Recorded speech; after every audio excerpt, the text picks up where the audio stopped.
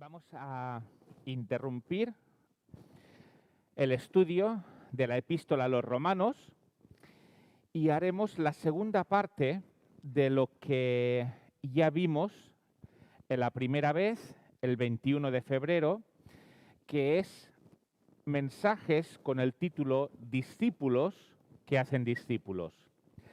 Si os acordáis, el 21 de febrero vimos el ejemplo de Pablo y de cómo él era una persona que tenía discípulos con él, les enseñaba y después estos discípulos hacían lo mismo que él hizo. Hoy lo que vamos a observar y en lo que vamos a meditar es en el origen de este mandato. Aquí Pablo estaba cumpliendo un mandamiento. Hoy vamos a ver este mandamiento. Y aunque este mandamiento, que es la gran comisión, como todos habréis deducido, lo podemos ver en los diferentes evangelios, también en Hechos 1:8, lo vamos a ver hoy concretamente en el Evangelio de Mateo. Así que os pido que me acompañéis, si tenéis Biblia o móvil, en Mateo capítulo 28 y los versículos del 16 al 20. Mateo 28 y los versículos del 16 al 20.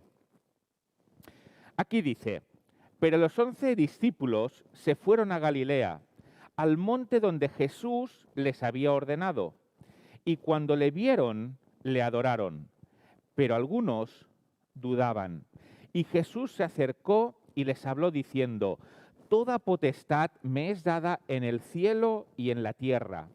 Por tanto, id y haced discípulos a todas las naciones, bautizándolos en el nombre del Padre y del Hijo y del Espíritu Santo, enseñándoles que guarden todas las cosas que os he mandado, y he aquí, yo estoy con vosotros todos los días hasta el fin del mundo. Amén.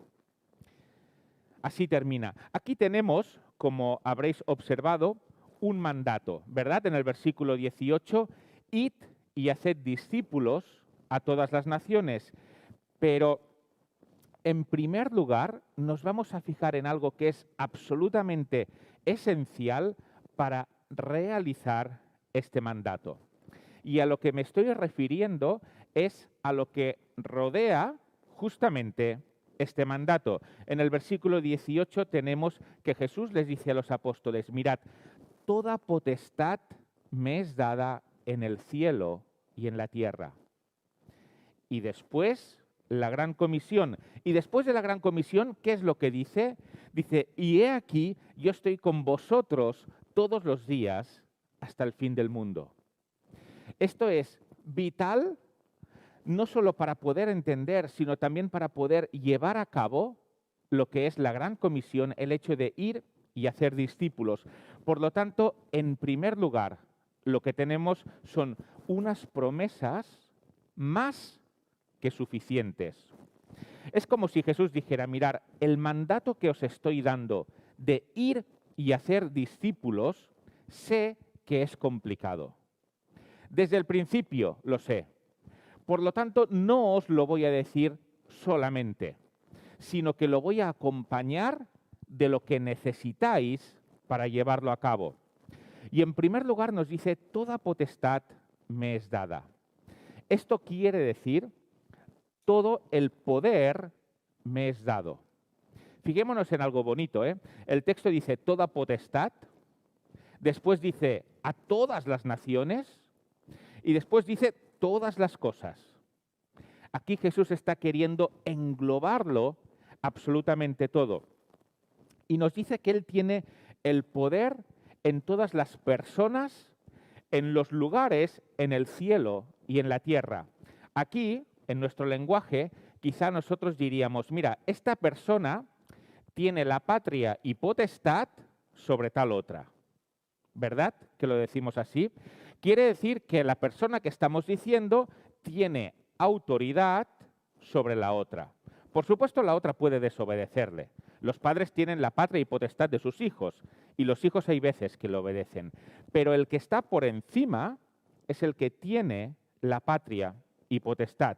Y en este sentido, Jesús nos está diciendo, mirar, yo, Jesús, tengo la patria y potestad de todas las personas.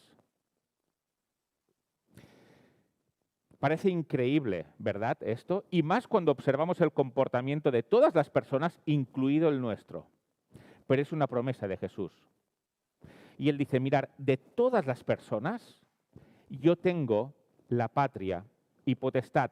Por lo tanto, id, que a la persona que lleguéis, da igual la persona que sea, da igual esté donde esté, a la persona que lleguéis, yo tengo la patria y potestad sobre ella. Pero no únicamente sobre las personas, sino que Jesús está diciendo que también la tiene en el cielo. En el universo creado, Jesús tiene el poder, tiene la patria y potestad. ¿Por qué les está diciendo esto? Los discípulos son conscientes de que el enemigo de Dios, nuestro enemigo, Satanás, se va a oponer a este mandato. Ellos son conscientes, en Lucas 10, se van a la misión y evidentemente Satanás se les opone. Pero aquí Jesús les está diciendo, mirad, yo tengo la potestad, la patria y potestad también en el cielo. Así que aquello que pensáis que puede estar por encima, ya observasteis en Lucas 10 que le vencisteis. Le volveréis a vencer. Porque yo tengo la patria y potestad también sobre lo que está en el cielo. Pero no únicamente tiene la patria y potestad de las personas, de lo que está en el cielo, sino también de todos los lugares. Aquí, por ejemplo, el Ayuntamiento de Santa Coloma tiene potestad para decidir qué es lo que se va a hacer en Santa Coloma. Pero el Ayuntamiento de Santa Coloma no tiene potestad para decir qué es lo que se va a hacer en San Boi. O para decir qué es lo que se va a hacer en Torrellas. No puede. ¿Por qué? Porque no tiene potestad sobre San Boi o sobre Torrellas. ¿Y qué es lo que nos está diciendo aquí Jesús? Dice, mira, el ayuntamiento que yo tengo abarca todo el mundo.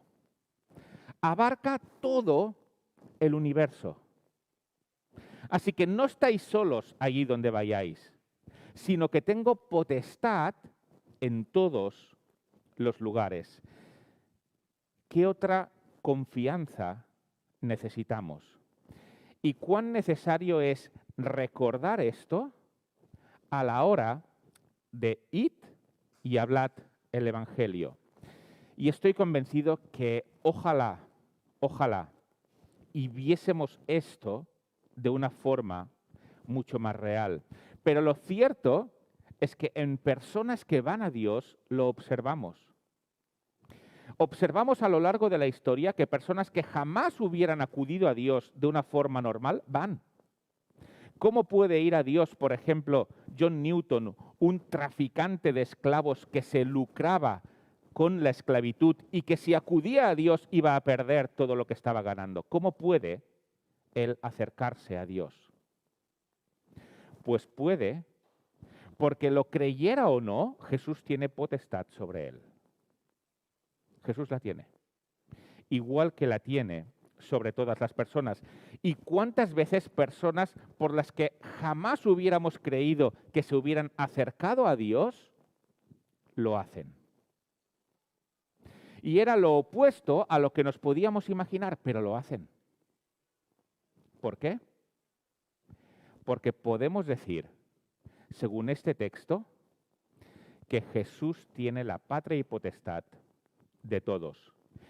Pero no solo esto, sino que en el versículo 20 nos dice, he aquí yo estoy con vosotros todos los días hasta el fin del mundo.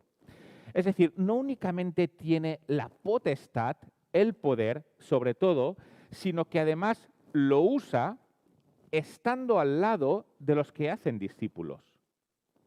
Porque en este mandato Jesús está diciendo, haced discípulos. Y Jesús está diciendo, mira, al hacer discípulos, yo estaré con vosotros. todos los días. Seguid haciendo discípulos, que yo estaré a vuestro lado.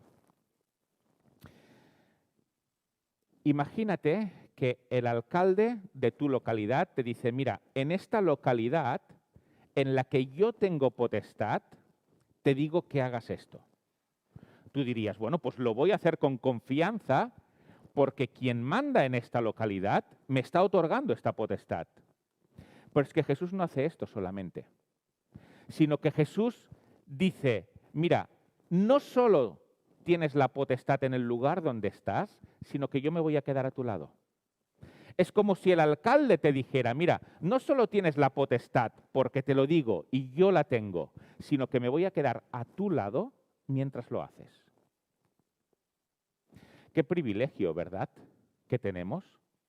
Decir, mira, haced discípulos, pero yo estoy a vuestro lado. La gran comisión, el hecho de id y haced discípulos, no puede separarse de esta realidad. No puede separarse, porque no podríamos hacer discípulos si no tuviéramos a Jesús al lado.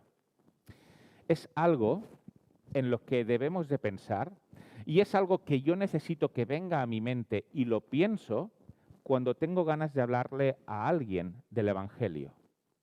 Porque lo que me viene a la mente es, me va a rechazar, no le va a interesar, quizás se va a reír de mí, no servirá de nada. Pero el pensamiento que Jesús quiere que tenga en el momento en que yo me acerque a otra persona es, tú piensa que yo tengo la patria y potestad sobre él. Piénsalo. Y piénsalo que cuando estés testificándole, yo estaré a tu lado. No solo tengo la potestad, sino que voy a estar ahí. Qué cambio de fuerza para nosotros el hecho de pensar una cosa o el hecho de pensar la otra. Y la gran comisión no se puede separar de ello. Por tanto, en primer lugar, para llevarla a cabo, unas promesas más que suficientes. En segundo lugar, ¿a quién discípulo? ¿A quién tengo que hacer discípulo? ¿En qué consiste este encargo? Versículo 19 dice, por tanto, id y haced discípulos a todas las naciones, bautizándoles en el nombre del Padre y del Hijo y del Espíritu Santo, enseñándoles que guarden todas las cosas que os he mandado. El imperativo es id y haced discípulos, aparentemente, ¿verdad? Si ahora decimos, mirar, vamos a llenarnos todos de ganas y vamos a ir y hacer discípulos, ¿qué es lo primero que te viene a la mente? Venga, vamos a cumplir ahora mismo, vamos a empezar ahora a cumplir este mandato. ¿Qué es lo primero que haríamos? Lo que nos viene a la mente es lo que yo acabo de decir, supongo, que es ir y predicar, ¿verdad? Vamos a las personas que no conocen a Dios y le predicamos el Evangelio. Esto es lo que nos viene a la mente cuando pensamos en ir y hacer discípulos. Pero lo cierto es que Jesús aquí ni siquiera lo nombra. El hecho de predicar a los no creyentes, sino que Jesús empieza con dos acciones, empieza y termina con dos acciones que se realizan a los cristianos: bautizar y enseñar. Id y haced discípulos, bautizando y enseñando. Por lo tanto, el énfasis que está haciendo en este texto Jesús es algo que se realiza no a los no creyentes, sino a los que ya han creído. Dicho de otra forma, Jesús está llamando a discipular a los que ya han creído. En nuestro concepto, lo que solemos hacer es, mira, cuando una persona se arrepiente y cree en el Evangelio, hacemos un discipulado y cuando esta persona llega a la comprensión de que se tiene que bautizar y se bautiza, normalmente aquí finaliza el discipulado, ¿verdad? Es curioso que, según este texto, aquí empieza el discipulado. No es que aquí termine, es que aquí empieza. Y creo que tenemos que tener esto muy en cuenta. Porque ¿cuántas veces se pierden discípulos por no haber seguido discipulando? Por haber pensado que una vez ha creído, ha entendido y se ha bautizado, ya se ha finalizado el proceso de discipulado. Pero la realidad es que pasa el tiempo, esta persona puede seguir asistiendo a la iglesia, por supuesto, pero pasan los años y al cabo del tiempo se va de la iglesia. ¿Cómo ha podido pasar esto? ¿Por qué ha podido ocurrir esto? Creo que una pregunta que nos deberíamos de hacer en este caso es ¿quién le ha discipulado? ¿Quién estaba cumpliendo este mandato de discipular después del bautismo con esta persona? Y mirar, a nivel de iglesia, creo que suplimos esto de forma colectiva muy bien. Es decir, venimos los domingos, procuramos predicar para enseñar y justamente lo que estamos haciendo es, según el texto, discipular. ¿Por qué? Porque estamos aprendiendo a llevar a cabo lo que Jesús nos dijo, exactamente lo que Jesús está llamando aquí, discipular. Así que en este sentido, ahora nos estamos discipulando, porque estamos aprendiendo a llevar a cabo lo que Jesús ha enseñado. Nos estamos discipulando. Y la inmensa mayoría estamos bautizados. Pero además de ello, tenemos reuniones de estudio bíblico. Además de ello, tenemos también a veces formaciones especiales. E incluso fuera de la iglesia llegamos a tener entidades como IPSTE, la EET o muchas otras que ofrecen cursos para seguirnos formando. Por tanto, a nivel colectivo, creo que suplimos este hecho de discipularnos a todos. Pero, ¿qué ocurre a nivel individual? ¿Qué ocurre en el tú a tú? Porque este tú a tú lo tenemos muy claro antes del bautismo. Pero parece que lo tenemos menos claro después del bautismo. Y según Jesús, ahí es donde empieza el discipulado. En este sentido, todos necesitamos ser discipulados y todos debemos de discipular si tenemos algo que enseñar a los demás. Pero lo cierto es que en muchas ocasiones este discipulado colectivo entre todos no es suficiente y necesitamos el discipulado individual. Por lo tanto, en este sentido, te invito y me invito a mí a que si necesito un discipulado individual, lo diga. Oye, mira, genial las predicaciones. Oye, mira, muy bien los cursos que hay en las entidades fuera de la iglesia. Pero necesito que conmigo se haga lo que Jesús está diciendo. Un discipulado individual después del bautismo. Todos lo necesitamos. Nadie es débil por necesitarlo. Y no solo eso, sino que el mandato de Jesús es a ofrecerlo. Por tanto, si lo necesitas, por favor, dilo. Y al contrario también, si tienes cosas que enseñar sobre cómo Jesús dice lo que dice y cómo obedecerle, enséñalo. Si eres discípulo de Jesús, no queda otra opción que hacer nuevos discípulos.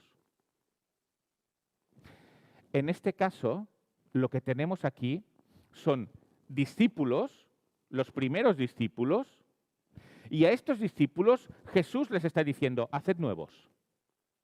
Por tanto, es el ejemplo máximo de lo que pretendemos, discípulos que hacen nuevos discípulos.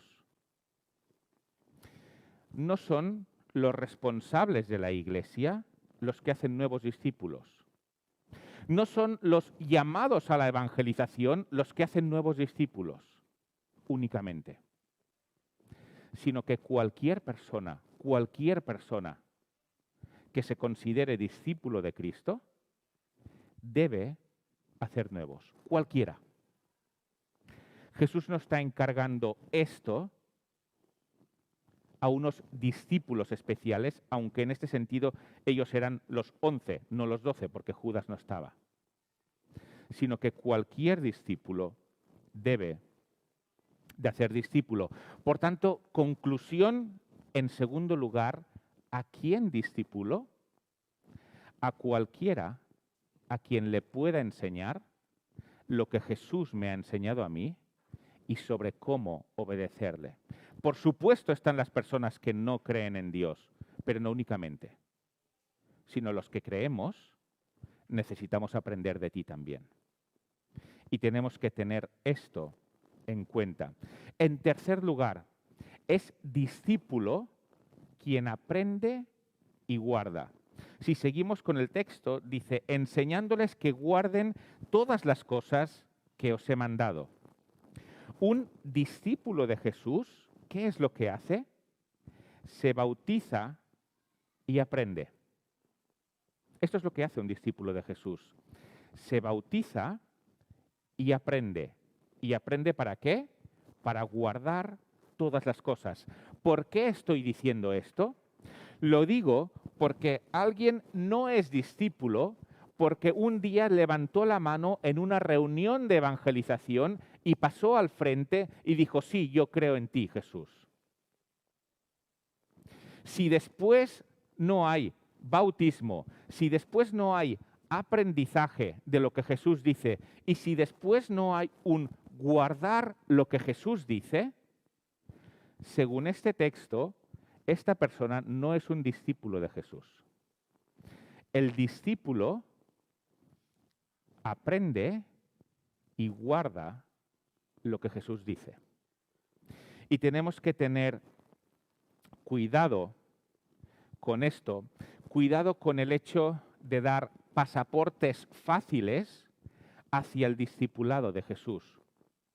Cuidado con que cualquier persona que ha levantado la mano, que ha hecho una profesión de fe o incluso que asiste regularmente a la iglesia, es un discípulo de Jesús. Según este texto, quien es un discípulo de Jesús es quien aprende de Jesús y guarda las cosas que él hace.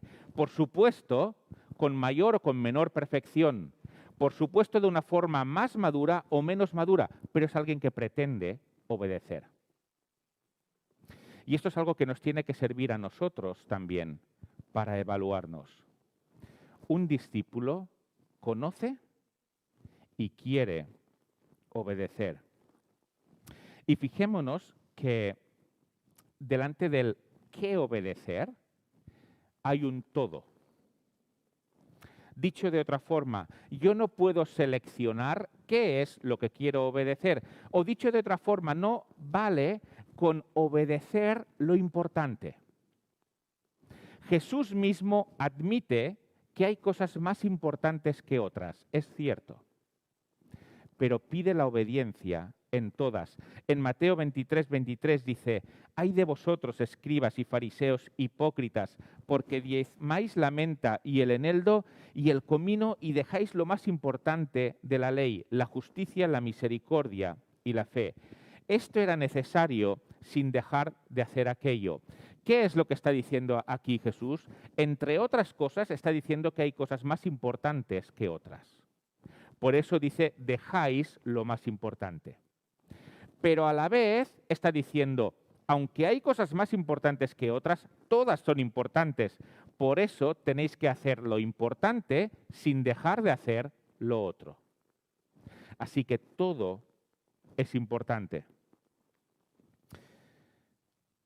En tercer lugar, acordémonos, discípulo no es el que un día se levanta en una reunión diciendo que cree en Jesús, sino que discípulo es el que aprende de Jesús y guarda las cosas que Él dice.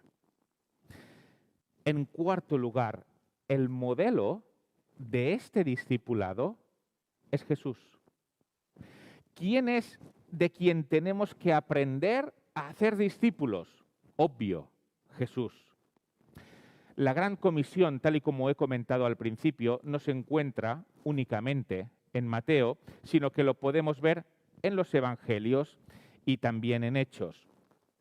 Y en Mateo, por supuesto, no está dando una lista exhaustiva, una lista completa de todo lo que significa hacer discípulos. ¿Por qué? Porque todo lo que significa hacer discípulos no se limita a bautizar y a enseñar, sino que hay muchísimo más. Por ejemplo, en Marcos dice, id y predicad. Aquí sí que hace este énfasis. Id y predicad. Por tanto, es obvio que predicar el Evangelio está incluido dentro del hacer discípulos. Jesús no especifica aquí cómo se deben de hacer, pero es que no hace falta. ¿Por qué? Porque estos discípulos llevan con Jesús 3 años. Llevan 3 años aprendiendo cómo hacer discípulos. Ellos han convivido y saben por experiencia cómo Jesús les ha constituido a ellos como discípulos. Y lo que Jesús ha hecho con ellos, tienen que hacerlo ellos a otras personas. Por supuesto, no vamos a repasar lo que Jesús hizo con ellos, pero algo que nos viene a la mente, algo que nos resalta de lo que Jesús hizo con sus discípulos, es que convivió con ellos y fue ejemplo de lo que él pedía. Jesús no les dijo únicamente a los discípulos, mirad, tenéis que orar,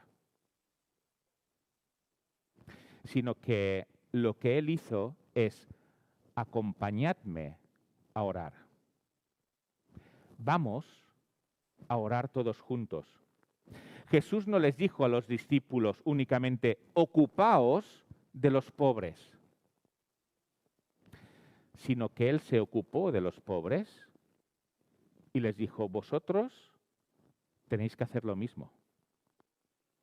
Jesús no les dijo a los discípulos, mirad, vosotros tenéis que resistir a Satanás, sino que Jesús lo hizo. Vosotros tenéis que hacer lo mismo. Jesús no les dijo a los discípulos, mirad, vosotros tenéis que amar a Dios más que a las posesiones, sino que el mismo Jesús lo demostró no teniendo un lugar donde recostar su cabeza. y podía decir, esto que yo hago, hacedlo también vosotros. De manera que de Jesús no únicamente escucharon predicaciones, sino que vieron predicaciones. Aunque Jesús no hubiera dicho nada, ellos tenían mucho ejemplo para imitar. Y esta es la forma. No únicamente que escuchen una predicación nuestros discípulos, sino que en nosotros vean una predicación. Y una no sustituye la otra. El hecho de que vean una predicación no quiere decir que no la tengamos que decir. También Jesús hacía las dos cosas. Hacer y decir. Pero esta es la forma en que se crean discípulos. No es un haz esto, haz lo otro, haz aquí y haz allí. Sino ven conmigo y hagamos. Observa mi vida y haz lo mismo. Me acuerdo que hace tiempo vi unas estadísticas sobre el hecho de que los hijos siguieran en la fe cristiana de los padres. Y era interesante, porque muy pocos hijos seguían en la fe cristiana de los padres si los padres no asistían con regularidad a la iglesia. El porcentaje aumentaba si los padres asistían con regularidad a la iglesia, pero no estaban comprometidos en cosas. Y el porcentaje más alto de los hijos que seguían en la iglesia era de los padres que no solo asistían con regularidad, sino que estaban comprometidos con las cosas de la iglesia. ¿Por qué? Porque este es el modelo de Jesús. Un padre puede decirle a su hijo, cree y haz esto si él lo está haciendo. Lo mismo que hacía Jesús.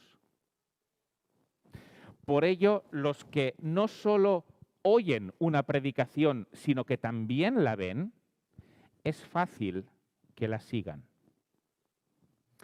Los que oyen pero no ven, es fácil que no lo sigan. Por supuesto, esto no es una regla absoluta. Hay padres excelentes, comprometidos con la iglesia, comprometidos con Dios y que sus hijos no son cristianos. Y hay padres que son lo opuesto y sus hijos son cristianos. No es una regla absoluta, pero sí son unos porcentajes que indican una tendencia. Y esta tendencia es importante, porque obedecemos no únicamente a lo que oímos, sino a lo que vemos. Y para finalizar, el mandato es id y haced discípulos. Los discípulos lo entendieron perfectamente y en Marcos se nos dice que ellos, saliendo, predicaron por todas partes. Y en Hechos vemos que se llama a los discípulos a ser testigos en Judea, en Samaria y hasta lo último de la tierra. Por lo tanto, tenemos que ir y hacer estos discípulos. En el momento en que Jesús dio la gran comisión, había muy pocos discípulos. Eran más, aparte de los 11. Pero había pocos. La cumplieron y estamos aquí. Qué bonito sería poder decir esto al cabo de unos años, por ejemplo, en Santa Coloma. Eran poquitos, no eran muchos, pero cumplieron la gran comisión y hoy estamos aquí, con una esperanza y con un pueblo más grande que alaba a Dios. Pues que el Señor nos guíe, que nos meta en la mente su acompañamiento a la hora de cometer este discipulado. Y recordemos, nos acompañan unas promesas más que suficientes. Discipulemos a los discípulos y pide un discipulado si lo necesitas, porque el discipulado no es únicamente para los no creyentes. Además de ello, el discípulo no es el que un día se levantó en un culto, sino es aquel que guarda los mandamientos. En cuarto lugar, el modelo es Jesús. Por tanto, di y haz también. Y en quinto y último lugar, vayamos. Pues que el Señor nos ayude y nos guíe a llevar a cabo esta tarea que, aunque la dice brevemente en este versículo, es el motor de que el evangelismo, de que el cristianismo se expanda. Amén.